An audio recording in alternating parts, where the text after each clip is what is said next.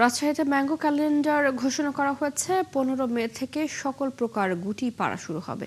এই বিষয়ে আরো জানবো, আমাদের সাথে যুক্ত হচ্ছেন সহকর্মী রাশিদুল হক রুশো। রুশো, রাজশাহীতে এবার আমের উৎপাদন কেমন হয়েছে, কি বলছেন বাগানীরা, সব মিলে জানাবেন।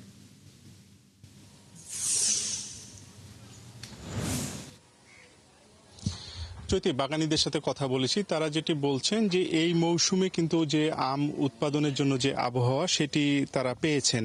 যদিও গত মাসের দিকে কিছুটা তাপদাহ ছিল, এরপরে কিন্তু বৃষ্টি নেমেছে এবং যেই তাপদাহর সময় চাষিরা গাছে সেচ ব্যবস্থা রেখেছেন।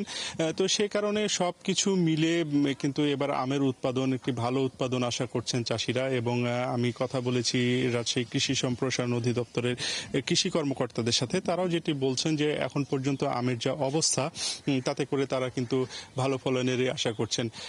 এর পাশাপাশি আবহাওয়াগত দিক থেকে যেটি বলছিলাম যে এবার কিন্তু খুব তেমন একটি যে ঝড় বা শিলাবৃষ্টি এই ধরনের কোনো ঘটনা ঘটেনি, সে কারণে আমের ক্ষয়ক্ষতির পরিমাণও কম। চাঁপাইনবাবগঞ্জ, নওগাঁ এই অঞ্চলগুলোতে কিছুটা ঝড় শিলাবৃষ্টি হলেও রাজশাহীতে কিন্তু শিলাবৃষ্টির দেখা সেইভাবে না থাকার কারণে আমগুলো এখন পর্যন্ত সতেজ আছে।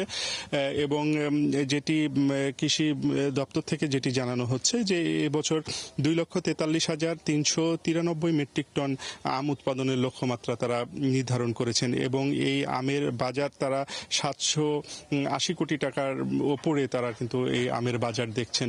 তো সেক্ষেত্রে একটি সম্ভাবনার হাতছানি এবার রয়েছে। আমের আকারও মোটামুটি ভালো এবং গাছগুলোতে যথেষ্ট পরিমাণ আমও রয়েছে। তো যেটি চাষি এবং কৃষি কর্মকর্তা এবং বাগান মালিক সবারই একটি প্রত্যাশা যে এবার হয়তো একটি ভালো ফলন তারা পেতে যাচ্ছেন এবং ভালো ফলনের পাশাপাশি আমের যে ব্যবসা সেইটিও ভালোই হবে এমন তারা প্রত্যাশা করছেন এবং একটি লাভজনক বেচাকেনা হবে চাষিদের কিন্তু প্রত্যাশা এমনই রয়েছে। চৈতি। রুশো, আপনাকে ধন্যবাদ। রাজশাহীতে ম্যাঙ্গো ক্যালেন্ডার ঘোষণা করা হয়েছে, সে বিষয়ে জানাচ্ছিলেন সহকর্মী রাশিদুল হক রুশো।